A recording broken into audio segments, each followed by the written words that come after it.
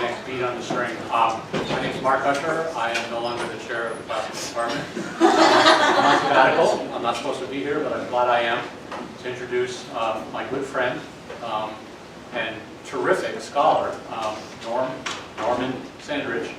Norman got his PhD from the University of North Carolina.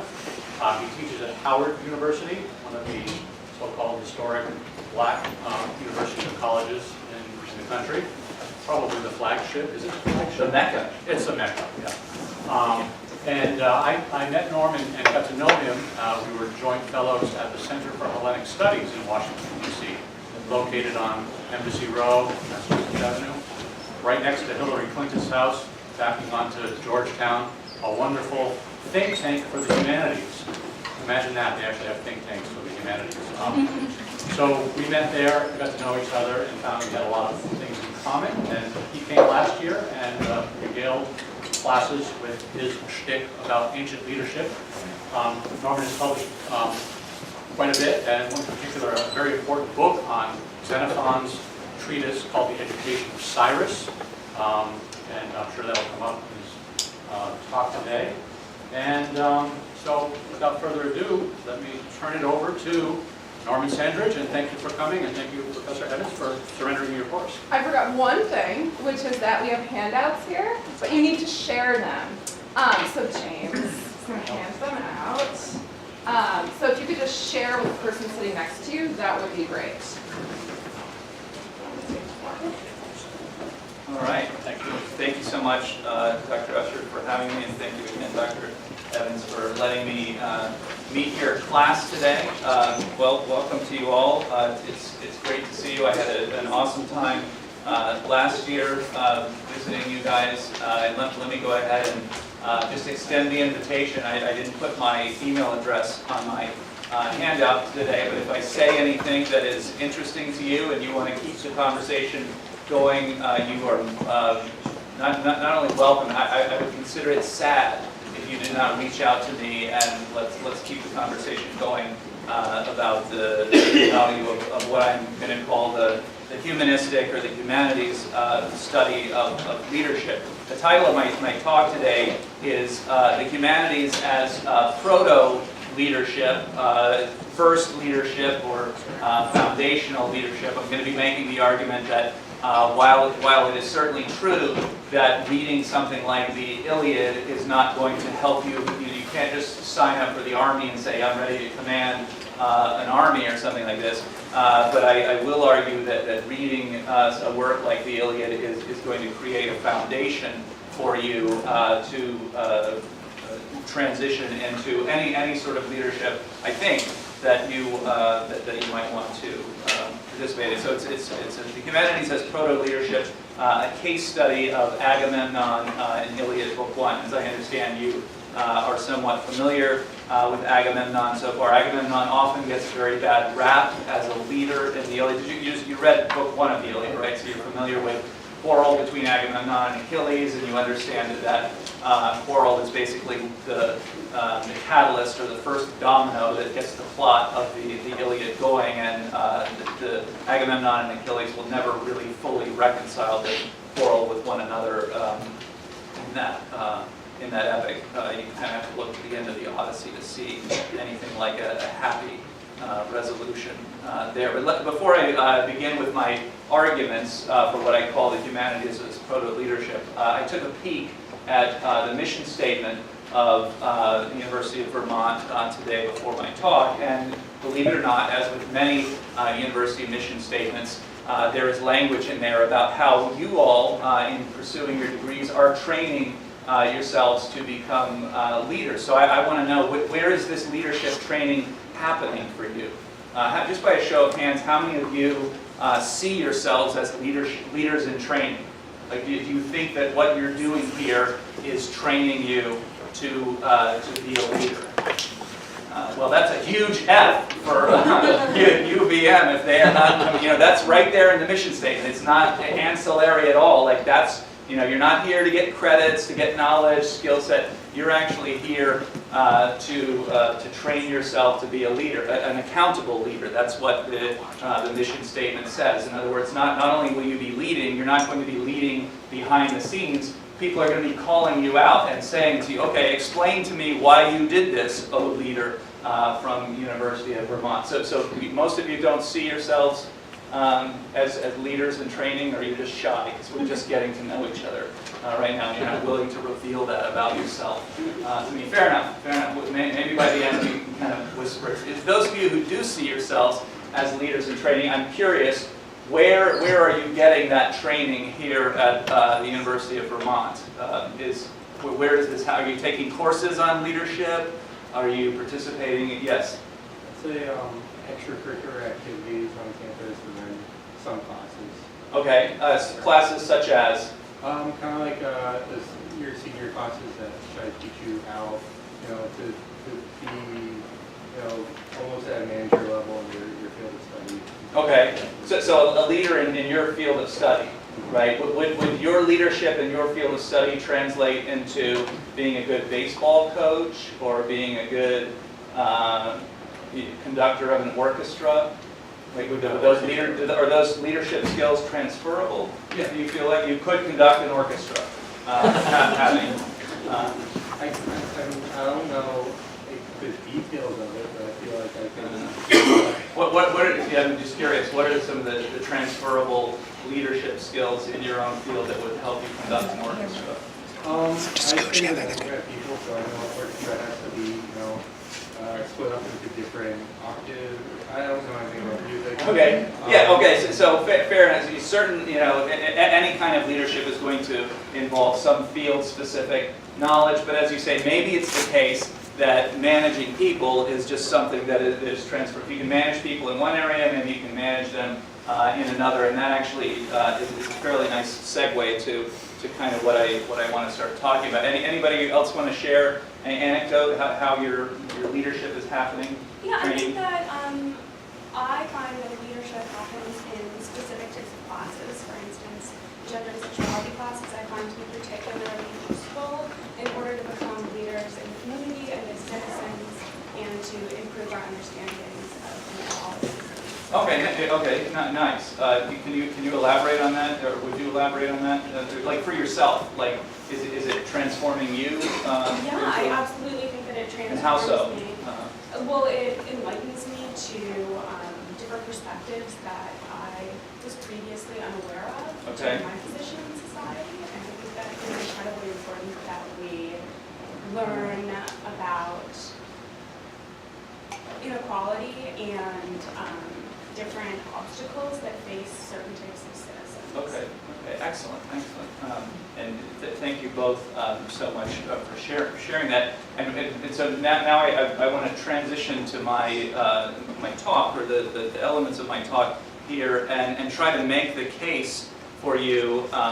But by the way, I always find it so striking that universities have these missions. It's right there in the mission statement, but then sort of the leadership training part of it is all, it can be somewhat intentional, but it's often accidental. You mentioned extracurricular activities. Well, not everybody's going to do those same extracurricular activities. If a university's mission is to train leaders, any institution's mission should be woven through the fabric of everything that it does if it wants to be successful. And so one of the ways of thinking about my argument today is that everybody who does humanities at the University of Vermont could think of themselves as leaders in training. And I'm going to offer up to you 5 arguments for why I think doing the humanities, by which I mean this very course on Greek civilization, courses in poetry, any courses that study different cultures, any kind of humanities activity, not even activity that is focused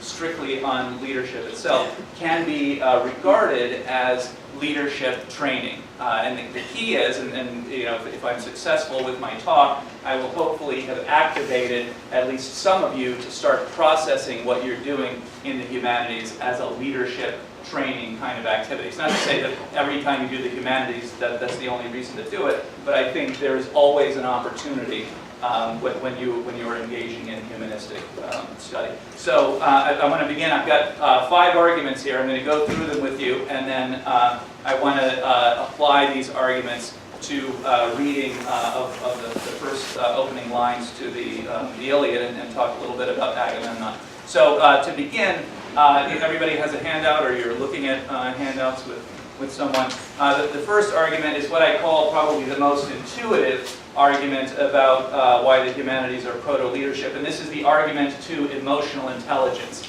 It's this idea that in order to be an effective leader, you guys were both kind of alluding to this a little bit already, in order to be an effective leader, you have to manage people, you have to understand the perspectives of people, and this is all part and parcel of what we talk about when we talk about emotional intelligence, things like empathy for others, perspective taking, self-awareness, knowing who you are as an individual, but also knowing how you present to others. So self-awareness is like, okay, can I diagnose my own emotional states? Do I know, am I feeling nervous now? Am I feeling envious? Am I sleepy? What's going on inside me? And also, how are other people reading me? Right? See, I'm actually doing this right now as I'm giving this talk. I'm looking at all of your faces and trying to figure out, how am I presenting to you? Are you following me? If I tell a joke, are you going to get the joke? Do I need to tell a joke? Things like this to sort of keep you involved. Self-regulation is another part of emotional intelligence. Being able to do what the situation calls for. Right, so maybe you're not someone who's good at telling jokes, but you know in a certain leadership context that a joke needs to be told now to lighten up the audience. Or maybe you're someone who tells off-color jokes a lot when you're with your friends, and you need to dial that back some.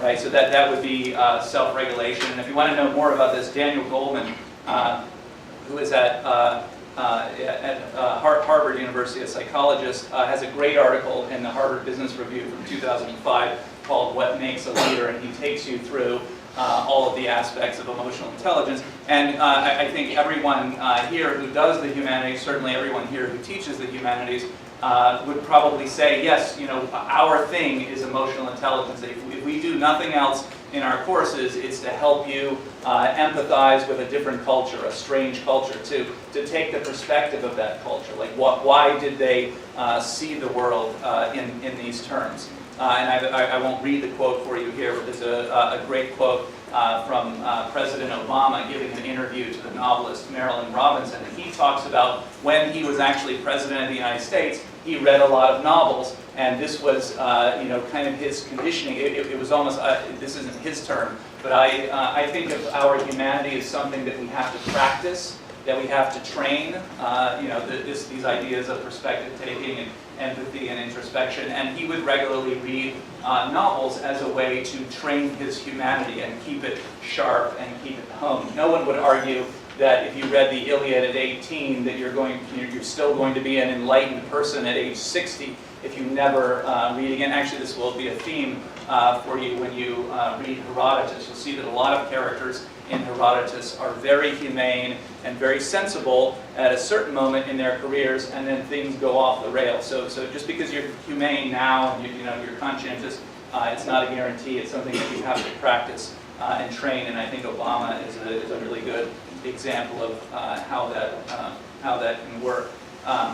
So that's the first argument that I would make. It's kind of the most intuitive, perhaps obvious argument that the humanities train you to be a leader. Every time you engage with another culture, you have an opportunity to raise your emotional intelligence. The next argument is the one that I call the most overlooked argument, and that is what I call the argument to the good. And that is the idea that studying the humanities is actually there to help you figure out what is right and wrong, what is good and bad, what is the moral or the immoral thing to do.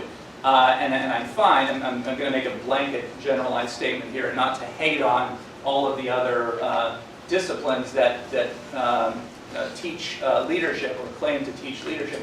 Quite often, you don't see an emphasis on training leaders to think about what's right and wrong, think about what's good and evil, better and worse. what you see is a great emphasis on how to win the respect or win the attention of other people. It's about wielding power, it's about influencing people, not necessarily in a Machiavellian or in a malicious way, but it's really more about self-presentation and holding the attention of your audience. So a lot of people who are in a business context may not be interested so much in questions of right and wrong. They just want to know how to be the one person at the business meeting that everybody is going to listen to and follow when they present their idea. And that's called leadership training.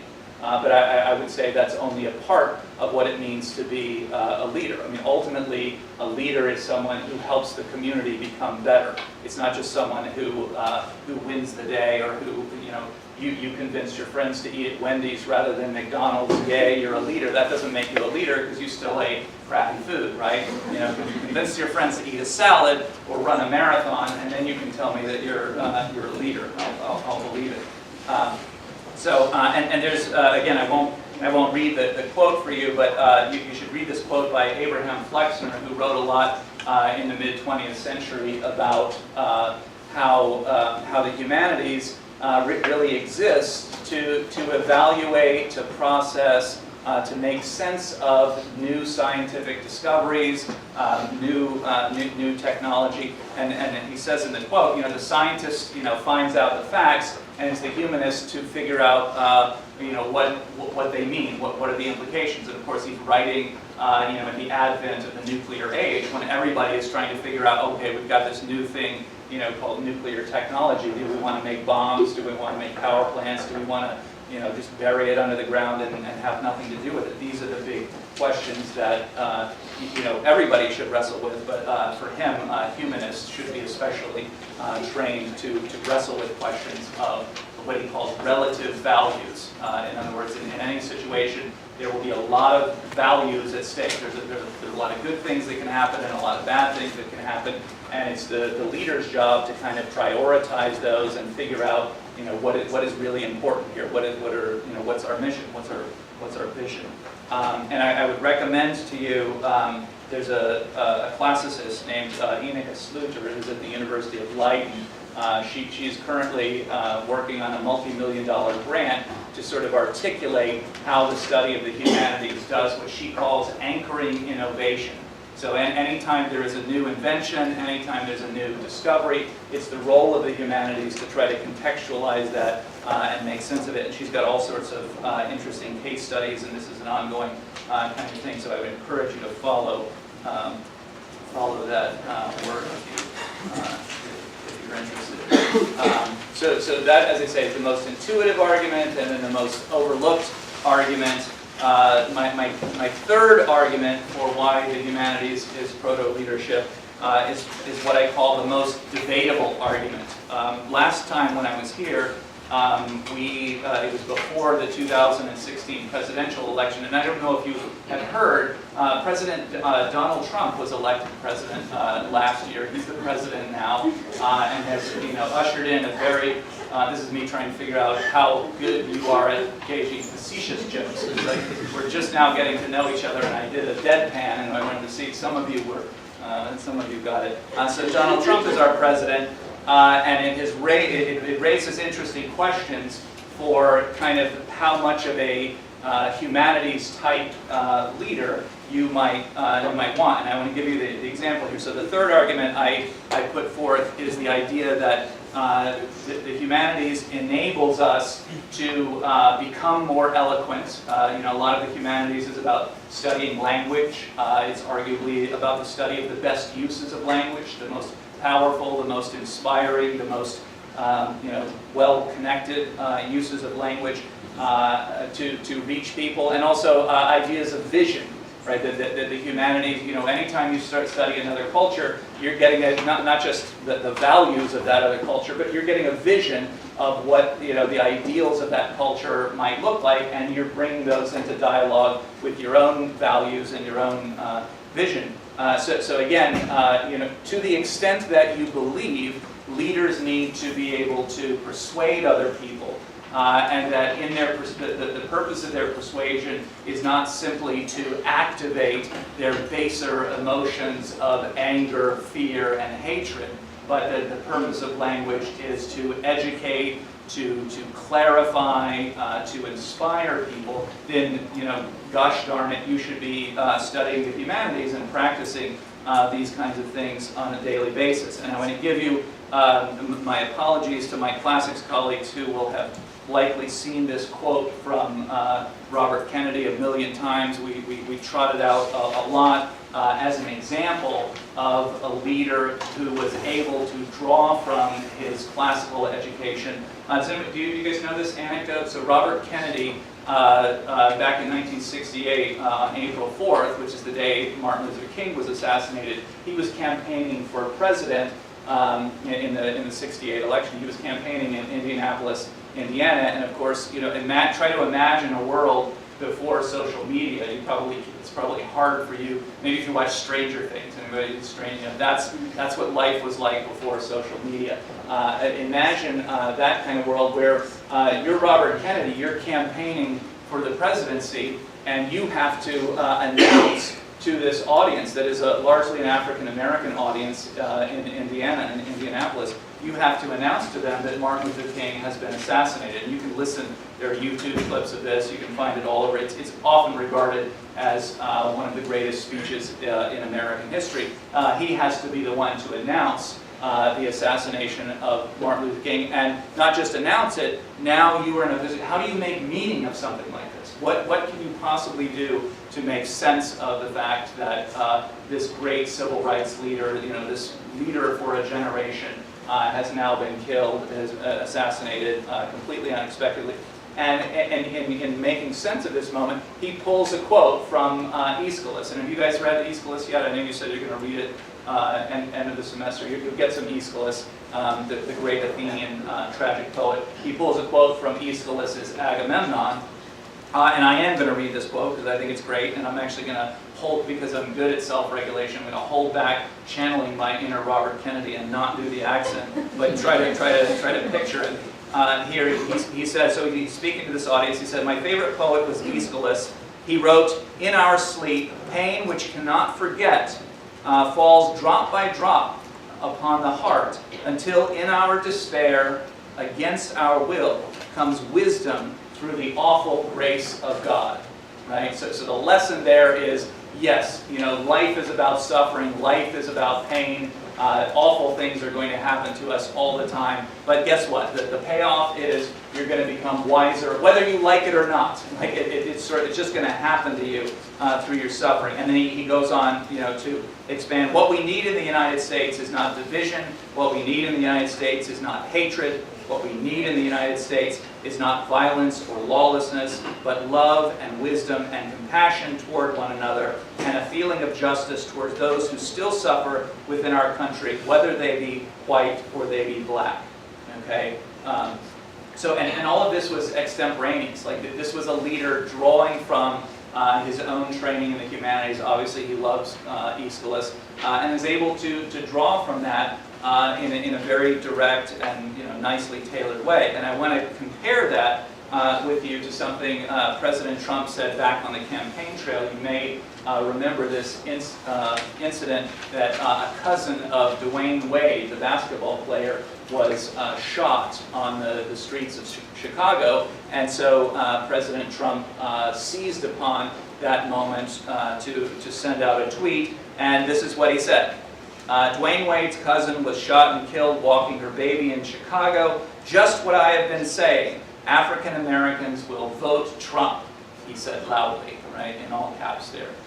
So that's, for me, that is a great point of contrast of Donald Trump being unable to sort of link this tragedy to anything other than himself. The fact that he's going to be this great savior, and I wrote a whole essay by the way about this if you want to read more. But this is where I say we're at a point now where I would call this a debatable argument.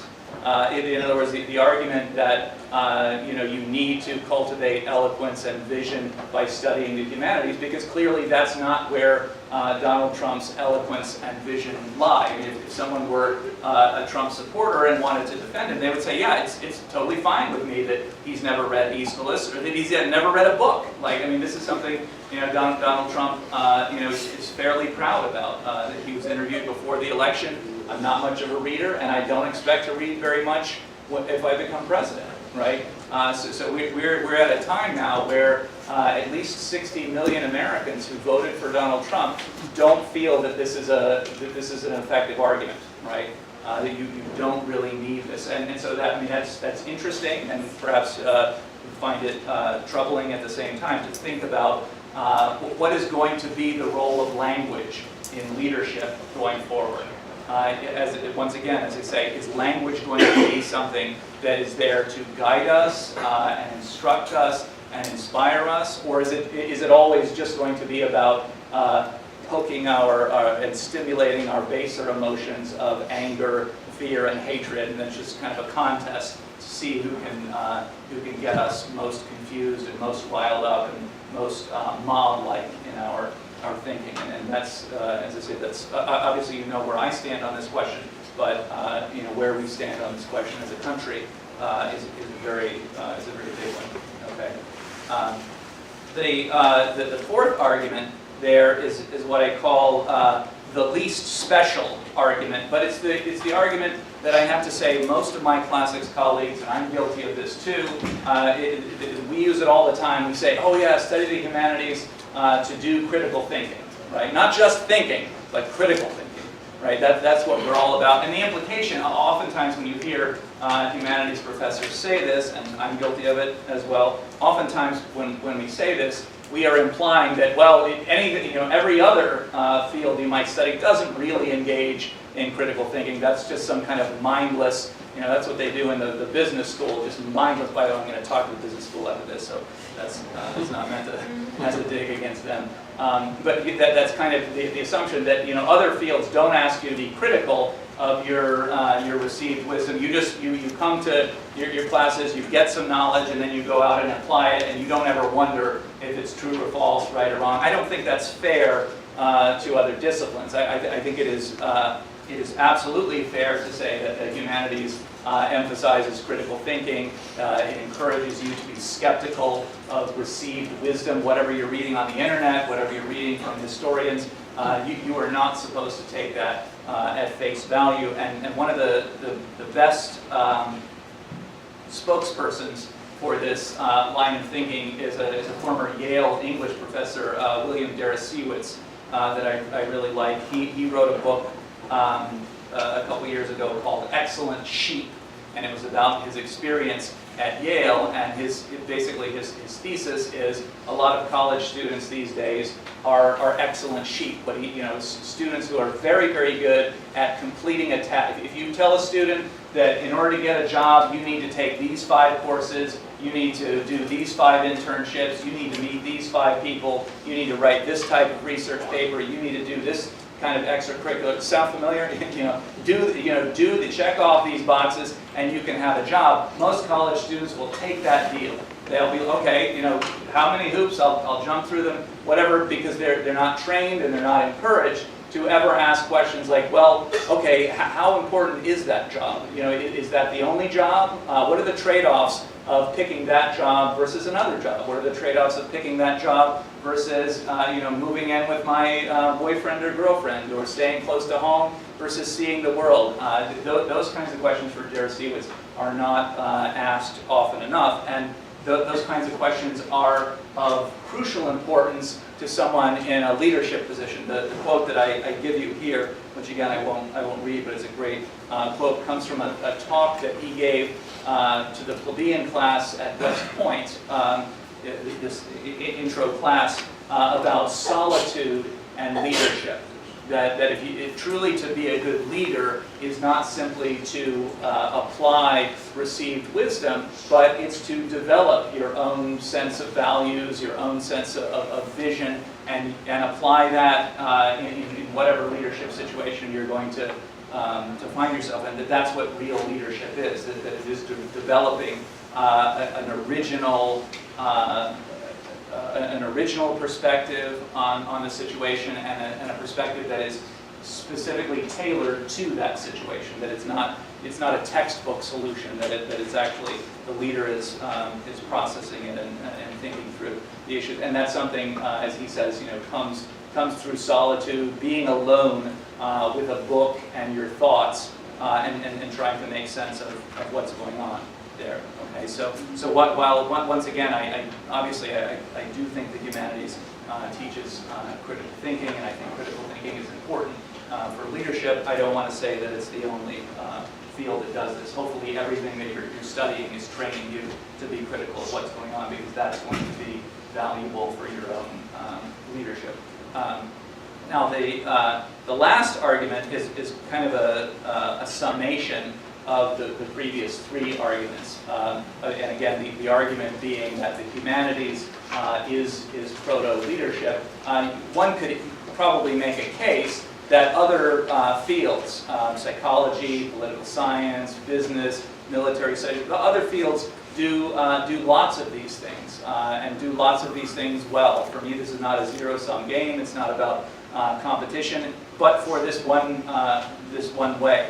My argument is that the humanities is best at training leaders because it does all of these things well. It's what I call the argument to the plurality of arguments, because there are so many ways in which the humanities can help you think about leadership and help you train to be leader. It is the best field for doing what I call proto-leadership here.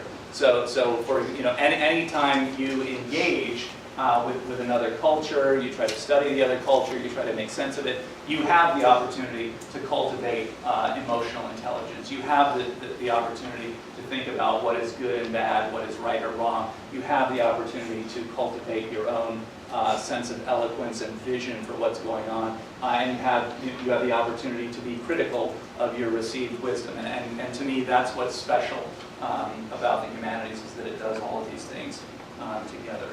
I'm going to pause there for a minute because I know I'm talking fast and giving you a lot of information. Do you have any questions at this point? And then I want to look at Agamemnon, and I want to save time for questions at the end as well.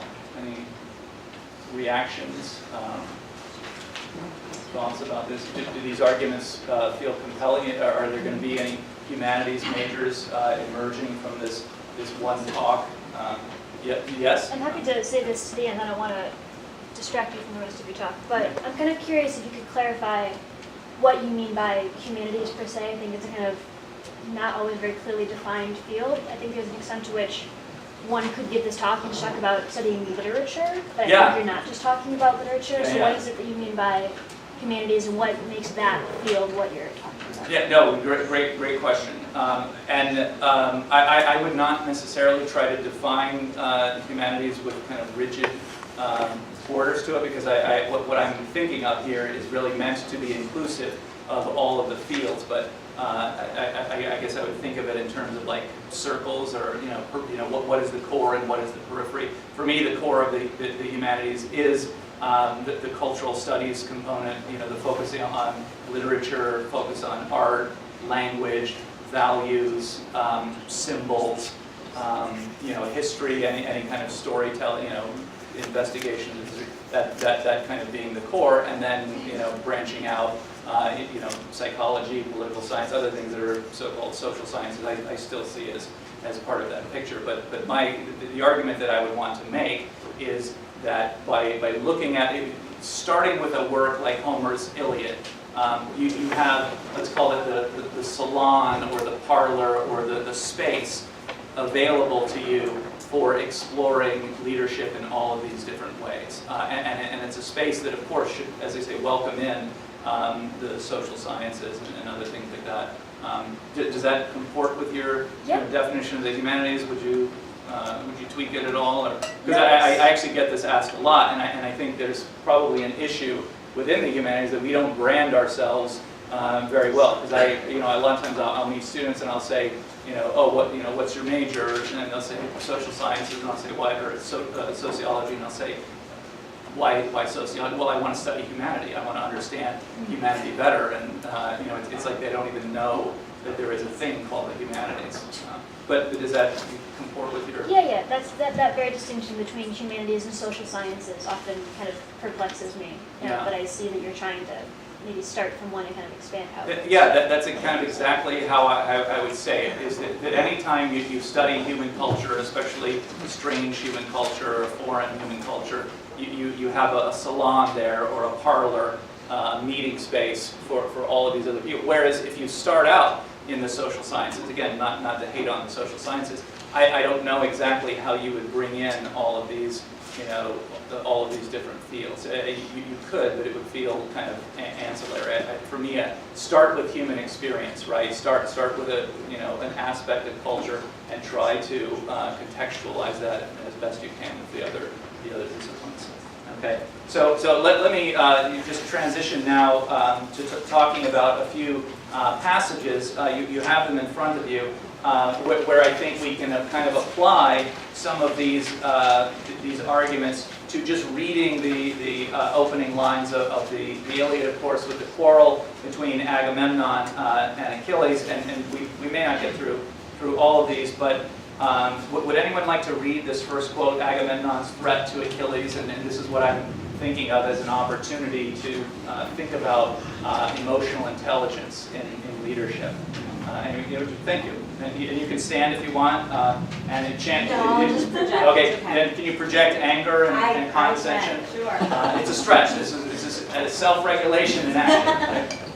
Run away by all means if your heart drives you. I will not entreat you to stay here for my sake. There are others with me who will do me honor, and above all, Zeus of the councils. To me, you are the most hateful of all the kings whom the gods love. Forever quarreling is dear to your heart, and wars and battles.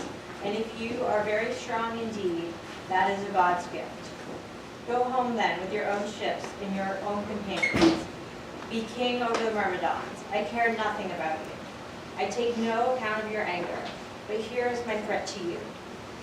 Even as Phoebus Apollo is taking away my Chryseis, I shall convey her back in my own ship with my own followers. But I shall take the fair chief Chryseis, your prize, I myself going to your shelter, that you may learn well how much greater I am than you, and another man may shrink back from likening himself to me and contending against me. All right, thank you.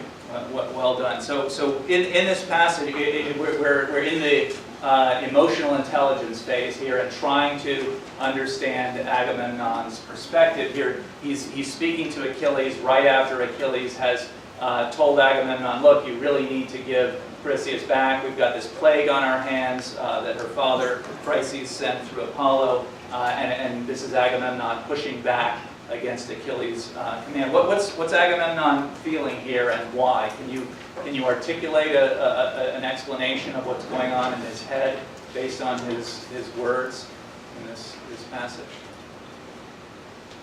Anyone? Bueller? Yes.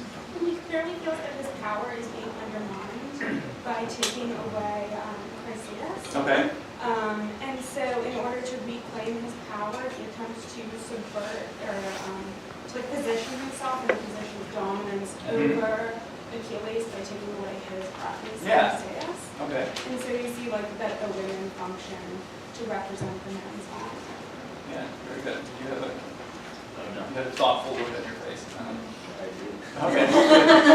Any other insights into Agamemnon? Okay, so he definitely feels threatened. How is he? You said asserting dominance. What does that? Why does Agamemnon think he can get away with asserting dominance? Because not everybody can. Like we feel threatened all the time, but we don't necessarily push back and try to assert dominance. Why does he think he can do this? Because he has the most men, he has the most troops that will back him up. Well, yeah, he says there are others with me, and I've got Zeus. Right, and you will see again, to bring it back to the Herodotus, you'll read. I mean, there are plenty of characters in Greek literature who make terrible, terrible decisions in life because they mistakenly assume Zeus is on their side. Like one of the biggest mistakes you can make in Greek literature is to think Zeus, oh yeah, Zeus, he's out there, he's got my back. So I will step up and deliver smackdowns to people like Achilles here. And it turns out he's wrong about this, but he doesn't know he's wrong. And so there's a great dramatic irony there. So yes, this is a good way of understanding Agamemnon's perspective here, and in fact, it's a very excellent way it's a very excellent depiction of what people who feel powerful how they actually behave. And this is, again, we can bring in other disciplines to talk about this, whether it's neuroscience or psychology. They have done, and look this up, it's a vast, fascinating field. Look up what power, what feeling in control or what feeling power does to the brain and does to human psychology.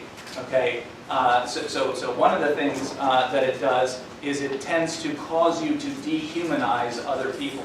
And I could do this to any of you in the room, presumably, and there have been studies. If I make you feel more powerful, your tendency to minimize other people's feelings, other people's their own power goes up when you think you're powerful. So he's doing this to Achilles, right? I mean, we all know, because we know how this story plays out. This is like the stupidest thing you could ever do to alienate the most powerful person in the Greek army. But Agamemnon is dehumanizing and thinking like, oh, like I've got all these other people to help me out. I've got Zeus on my side. What do I need with the best of the Achaeans? Right here, I'm going to be fine. And this again is what power does to a mind. A lot of people, read Agamemnon and say he's just a bad leader, but I think it's more important to read him as a leader, who we could all find ourselves in this situation. So leaders tend to dehumanize. When people are in power, they tend to dehumanize. They also tend to take greater risks. When you are in a position of power, you're willing to take greater risks, and sometimes this is very charming. Right, we like the idea of a fearless leader, or we want leaders who take risks. But if we think about it more carefully, what we really want is a leader who is going to take calculated risks or take risks that pay off. But that's not what power does to the brain. Power makes you feel secure and makes you put yourself out there more. And so Agamemnon is willing to take a risk on Achilles here, and try to alienate him. Another big and interesting thing, apropos of the Harvey Weinstein and a number of recent sex scandals involving people in position of power, it turns out that if you, and this is true of men and women, if you find yourself in a position of power, you are more likely to receive someone else's comments as sexually interested. And what I mean by that is, someone comes up to you and says, "Hi, how are you doing?" If you're in a position of power, you may be more likely to receive that as, "Hi, how are you doing?" Right? That's people in power do it, and so power is a disease in this way. And as I say, I think studying literature, remembering Agamemnon when we get into positions of power, can help to caution us against this. It's like the humanities are like a vaccine against the disease of power. But again, you've got to get vaccinated regularly. It's not like you got the vaccine at 18 and now you're set for life. You probably need a booster. Yeah, a booster. That's a great analogy. Okay, well, let's. How about? Have you ever experienced this yourself? Have you ever held so much power that you found yourself either dehumanizing people, misreading social cues, or taking greater risks because you held a new power? The dehumanizing part is really fascinating, and this is a whole field in psychology of dehumanization, and it's not just the more glaring and atrocious examples like American slavery or the Holocaust or something. It's just any time that you are likely to diminish, like I say, the emotional sophistication of another person. You might tell yourself, "Oh, I appreciate the Beatles in a way that no one ever will," or "I was happier on my wedding day than anyone else has ever been happy their way.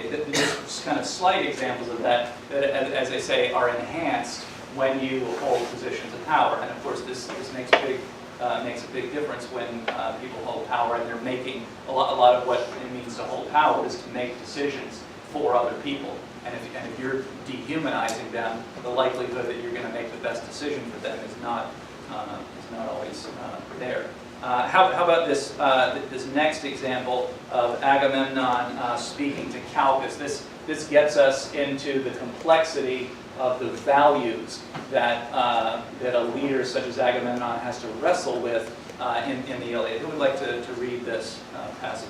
And then maybe we'll wrap. Oh, yes, thank you. Indeed, I wish greatly to have her in my own house, since I like her better than Clytemnestra, my own wife, for in truth she is in no way inferior, neither in build, nor stature, nor wit, not in accomplishment. Still, I am willing to give her back, if such is the best way. I myself desire that my people be safe, not perish. Find me then some prize that shall be my own, lest I only among the Argives go without. Since that were unfitting, you are all witnesses to this thing, that my prize goes elsewhere.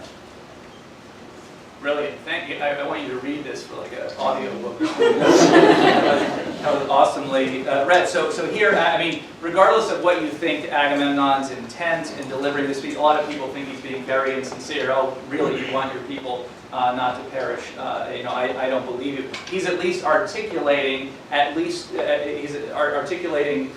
three different values that a leader, probably all leaders or most leaders have to wrestle with. And the first value, of course, is personal attachments, right? Most leaders are going to have to decide how much of my personal life, my private life, whether it's ties to my spouse, my children, my family, my free time, whatever it is, how much of that am I willing to give up in order to take on the burden of the leadership role? I mean, leaders, it's generally acknowledged, have to work harder than anybody else in the operation. That's how leaders get respect, that's how they get recognized, and often it's just necessary that one person be minding the whole operation. So how much of my own life am I going to give up? How much do I really care about my followers? And am I doing this just for a job because I'm getting paid, or do I have some bond? Do I have some responsibility to them? And thirdly, what about my own stature? So Agamemnon, he tries to strike a balance here and say, okay, I'm going to give up someone that I am personally attached to. I'm claiming at least. I'm going to give up somebody I'm personally attached to because I don't want my people to suffer. But you have to offset that with some kind of prize. So I'm giving up the personal attachment, but I'm not giving up the status side that Chrysias brings here. So give me something that still makes me feel important. So balancing that, the interest of the followers, the safety, the well-being, your personal interest, and your particular status is something, as I say, most leaders are going to have to deal with. Agamemnon is striking a balance here. He's going to fail at it. In the next passage, we won't read it, but Achilles sort of articulates why is he here fighting in the Trojan War. It's not because he wants Agamemnon or Menelaus to get Helen back or anything like that. He has his own set of concerns, and that's something that Agamemnon as a leader has to wrestle with and balance too. Okay, I won't get to this last quote, but the last quote is about it's about eloquence and vision, and how at the end of this passage Nestor comes in and tries to really say, what is all this about? What are we going to do, to reconcile this quarrel? And he's going to focus on the taking of Troy as being the great point there. And finally, I won't get into these because I want to see if you have any questions. There are three arguments. You can read them there. That often I've seen people in the humanities do this. People outside the humanities do this. Three arguments that I don't think are very strong for why you should study the humanities as leadership training. I think they kind of speak for themselves, but they're real pitfalls. Take a look at them, and I hope you will avoid them. The short answer is that the humanities offers no simple solutions to leadership problems. it's really best to think, primarily of ongoing training, or what I was saying at the outset of my talk, that our humanity, our humaneness, is something that requires constant training. The way an athlete has to be in constant training to hit a 90-mile-an-hour fastball. Just because you could hit a 90-mile-an-hour fastball at 18 doesn't mean you could hit one even 2 weeks later, unless you are in a constant state of training. And as I say, I think the humanities gives us the vehicle to do that. So I'll end there, and if people want to pose questions, I'm happy to take them. Thank you.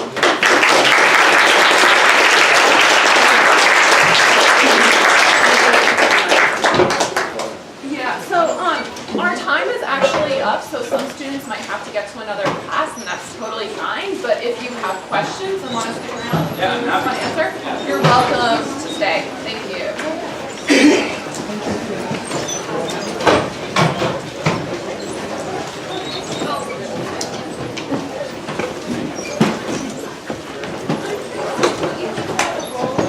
How to work that thing. Save some money? Yeah, you can, and the students can just check them out, so you can do that.